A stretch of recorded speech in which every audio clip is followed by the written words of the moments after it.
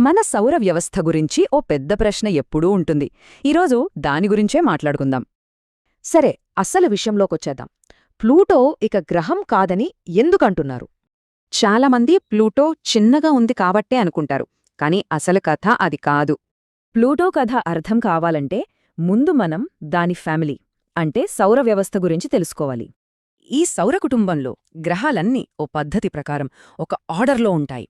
ఈ గ్రహాల ఆర్డర్ గుర్తుపెట్టుకోవడానికి ఒక చిన్న ఇంగ్లీష్ వాక్యం బాగా ఉపయోగపడుతుంది. ఈ వాక్యం మనకు బుధుడు, శుక్రుడు అలా నెప్ట్యూన్ వరకు గ్రహాలన్నింటినీ గుర్తుచేస్తోంది. మరి ఈ లిస్ట్లో ప్లూటో ఎందుకు లేదు? అసలది బ్రేక్ చేసిన రూలేంటి? సరిగ్గా 2006లో శాస్త్రవేత్తలు ఒక ఖచ్చితమైన రూల్ పెట్టారు.